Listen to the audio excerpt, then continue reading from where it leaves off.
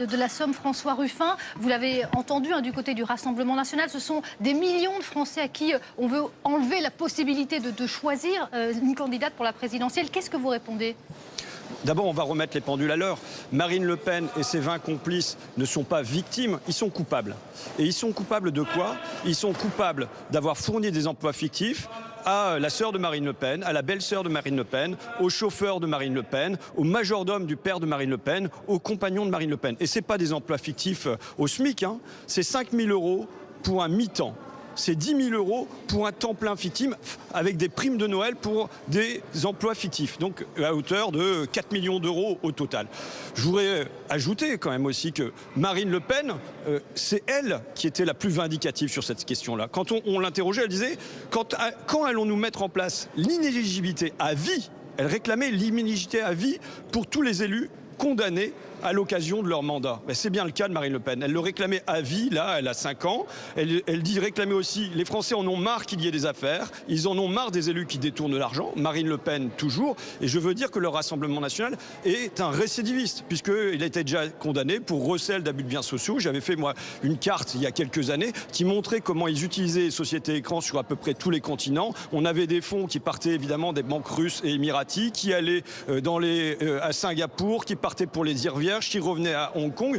Donc, il n'y a rien de neuf sous le soleil.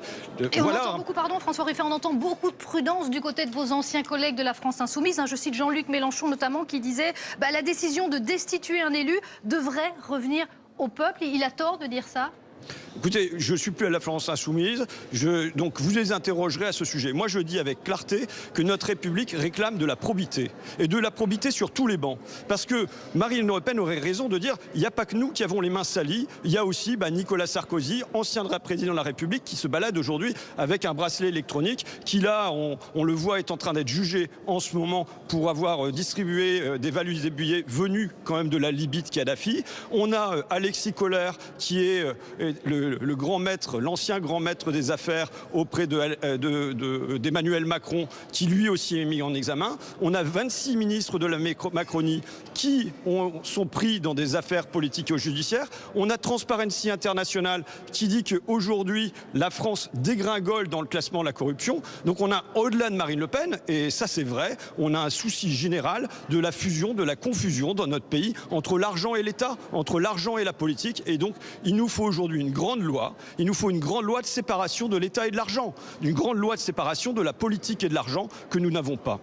Alors il y a ce concept d'exécution provisoire, le fait qu'il y a un effet immédiat finalement pour cette peine d'inéligibilité, même si Marine Le Pen l'a annoncé, elle va faire appel. Ça ne vous choque pas ? Écoutez, dur à l'ex, c'est de l'ex. La loi est dure, mais c'est la loi. C'est pas moi qui l'a fait, cette loi. Je le dis, j'aurais préféré que Marine Le Pen soit condamnée, mais qu'elle puisse se présenter et qu'elle soit vaincue par les urnes plutôt que par une décision de justice. Maintenant, c'est la loi. Et je rappelle quand même la dureté de Marine Le Pen. C'est elle qui n'a cessé de réclamer l'inéligibilité à vie pour les élus condamnés durant leur mandat. C'est elle qui a dit que voilà, les Français en avaient marre de ce personnel politique corrompu. C'est son père qui faisait des grandes affiches avec main propre, tête haute. Aujourd'hui, ils ont les mains sales, ils ont les mains salies et nous devons leur faire baisser la tête. Et vous ne redoutez pas que finalement ça en fasse une martyre en quelque sorte, Marine Le Pen, et que ses électeurs, mais même au-delà finalement, il y a un mouvement de soutien populaire encore plus important ? Moi, je crois que les électeurs sont toujours en demande de probité. Vous savez, c'est comme si aujourd'hui, il y avait eu une accoutumance aux affaires. C'est comme s'il y avait eu une accoutumance au fait que l'argent soit dans la politique et l'argent soit dans l'État. Et il me semble que le temps est venu d'avoir un sursaut. Je le dis pour Marine Le Pen, mais je le dis aussi pour Nicolas Sarkozy. Je le dis pour les 26 ministres de la Macronie. Et jusque, vous voyez comme ça fait système quand on a 26 ministres pris de cette manière-là, c'est qu'on n'est plus dans des déviances personnelles.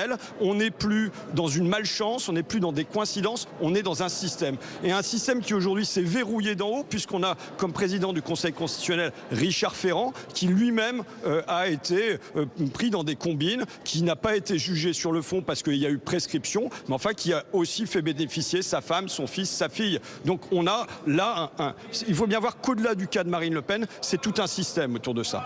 Merci beaucoup à vous, François Ruffin, d'avoir été en direct cet après-midi sur BFM TV. Duralex, Setlex, a dit François Ruffin. Il n'y en a pas tant que ça, Aurore Malval, qui finalement réagissent aussi fermement, aussi clairement. Guillaume Darey nous citait, notamment du côté des communistes. Voilà. La justice et la justice, dit le leader du Parti communiste français, effectivement. Ouais, donc finalement, ça, on ne l'entend pas forcément. On a entendu beaucoup de malaise, beaucoup de prudence, à droite comme à gauche, du côté de la France insoumise. Oui, effectivement, mais parce que aussi, la question, ce qui s'est passé, là, les faits qui étaient reprochés à Marine Le Pen, eh bien, ce n'est pas qu'à Marine Le Pen qu'on les reproche.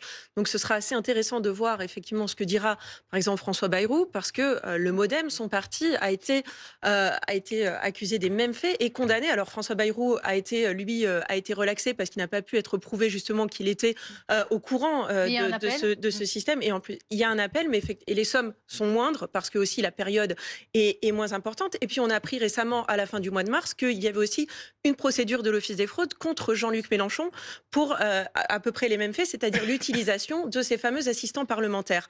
Et ce qui va être, je pense, extrêmement intéressant, c'est de voir en fait comment le gouvernement même actuel va réagir à ça. Parce que